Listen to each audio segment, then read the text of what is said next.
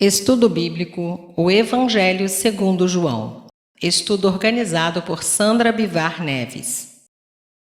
Verdades fundamentais. Jesus é o Verbo divino que veio do céu e se tornou carne. Jesus veio para os judeus, mas poucos o receberam. Jesus realizou milagres públicos demonstrando que era o Messias, o Filho unigênito de Deus. Jesus ensinou que a salvação está exclusivamente nele. João capítulo 1, versos 1 a 14. Jesus é o Verbo e a luz que veio dos céus para o mundo, mas a maioria das pessoas o rejeitou. Contudo, aqueles que o receberam, crendo no seu nome, se tornaram filhos de Deus. A palavra grega para o verbo é logos, que significa palavra. Nas muitas linhas filosóficas gregas, a palavra logos significava a razão que traz ordem e harmonia ao universo. Jesus Cristo é o Verbo. Ele é a palavra de Deus, ou quem fala expressando e revelando Deus para os homens eternamente. Antes da criação do universo e do homem e tudo o que há, Jesus Cristo era e é o Verbo, a palavra de Deus. Não diz desde o princípio, mas no princípio, mostrando a sua preexistência e eternidade. Ele estava com Deus no princípio, mas também era Deus no princípio. Jesus Cristo é essencial, eterno e verdadeiramente Deus. Jesus Cristo é o Filho de Deus. O Pai eterno somente pode ter Filho eterno. Como o Pai não tem princípio nem fim de dias, também o Filho não tem princípio nem fim. A paternidade eterna de Deus significa a filiação eterna do Filho de Deus. Jesus Cristo é a vida.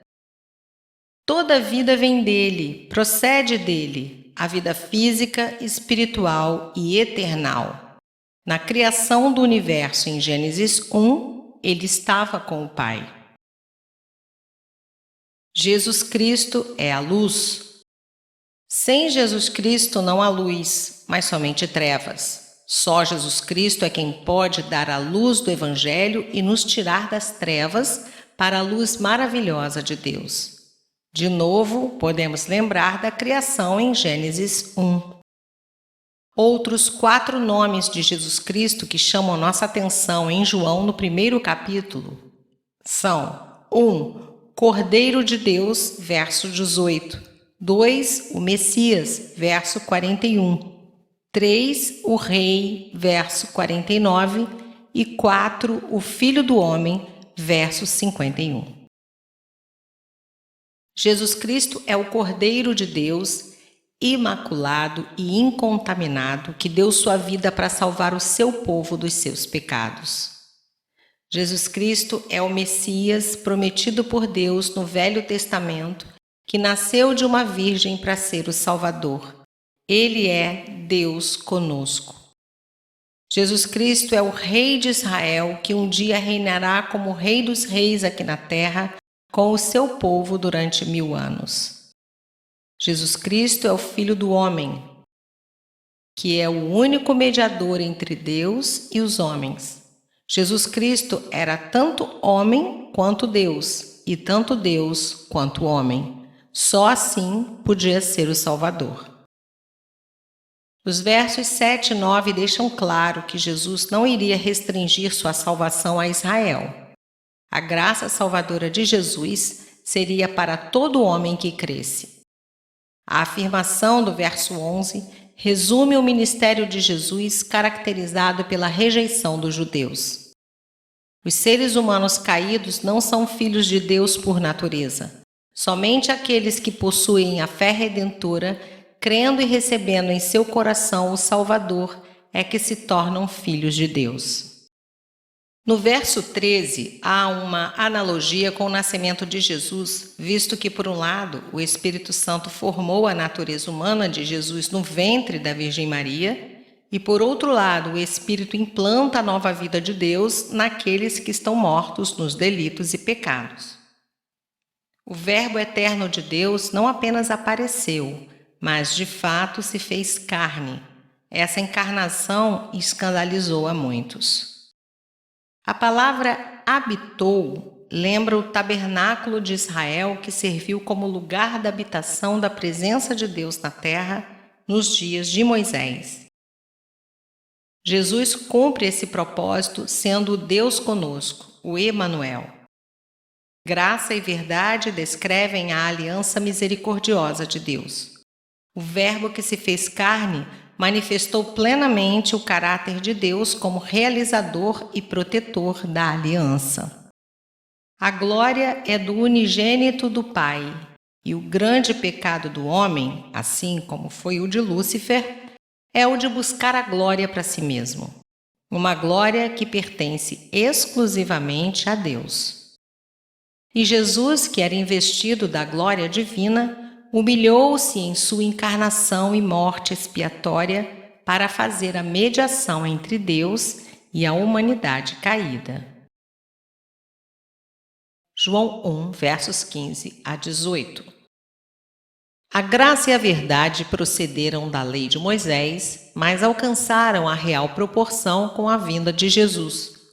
Na revelação mosaica, Deus proibiu o povo de olhar para ele sob pena de morrer.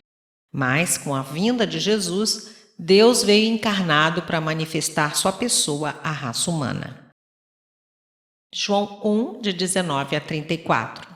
João começa a relatar o ministério de Jesus, focalizando suas viagens, seus milagres, seus ensinamentos e a maneira como ele lidou tanto com a rejeição como com a aceitação de todos que encontrou.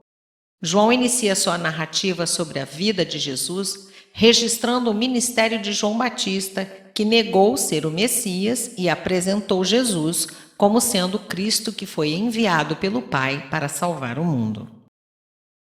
João Batista veio no espírito e no poder de Elias e desempenhou um papel semelhante. João reconhece que Jesus era o Cordeiro que veio para que definitivamente pudesse remir os pecados da humanidade. João Batista deixou claro que é somente pelo sacrifício de Jesus que os pecados dos homens podem ser perdoados. Embora possa ter havido um contato pessoal entre Jesus e João Batista por serem primos, ele não sabia que Jesus era o Cordeiro e o Filho de Deus até que o Espírito lhe revelou. Testemunhar de Jesus é o tema central desse evangelho e o testemunho de João Batista foi logo seguido por vários outros. Cristo é o único que pode derramar o dom celestial do Espírito sobre seu povo como parte da herança dada a quem crê nele. Jesus prometeu que depois que voltasse para o céu, enviaria o Espírito Santo para habitar no meio do seu povo, pois é o Espírito Santo quem capacita o crente para testemunhar de Jesus. Atos 1:8.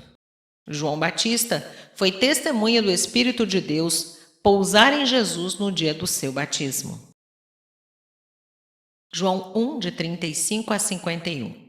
Os primeiros discípulos de Jesus testemunharam que ele era o Messias enviado do céu. Jesus chamou os seus discípulos para que eles recebessem autoridade exclusiva de Cristo para dar testemunho. Testemunho esse sob o qual a igreja seria estabelecida, sendo necessário que eles fossem especificamente identificados como tendo sido escolhidos pessoalmente por Jesus. A partir do testemunho de João Batista, esses homens iniciam a jornada de se tornarem discípulos de Jesus. A ideia de seguir a Jesus adquire níveis mais profundos à medida que o Evangelho progride.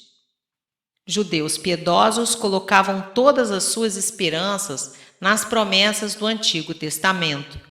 Filipe reconheceu que essas promessas, tanto da lei como dos profetas, foram cumpridas em Cristo.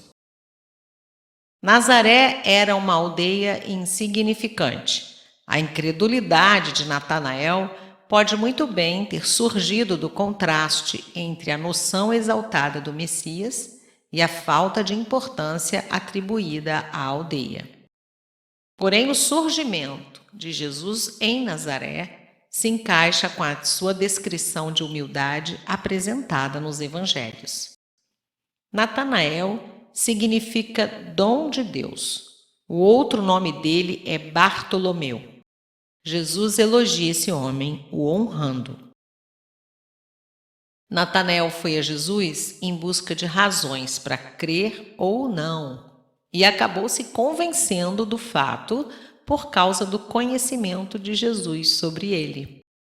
Jesus manifestou sua onipresença a Natanael quando o viu debaixo de uma figueira, sem que estivesse corporalmente lá.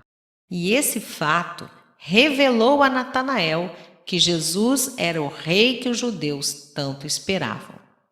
O verso 51 é uma referência à visão de Jacó da escada que subia até os céus e os anjos de Deus subiam e desciam por ela. Gênesis 28, versos 10 a 15. No testemunho de Jesus, Cristo é a realidade para a qual aponta a escada. Jesus aqui é descrito como a ponte, a escada que religa o céu e a terra, restaurando o relacionamento com Deus que foi interrompido no Éden, quando Adão e Eva pecaram, sendo banidos de sua presença. Embora Jacó apenas tenha sonhado com a religação do céu e da terra, Jesus Cristo, de fato, estabeleceu essa religação. Filho do homem é uma autodesignação de Jesus que transmite não apenas a sua humanidade, mas também o seu papel messiânico.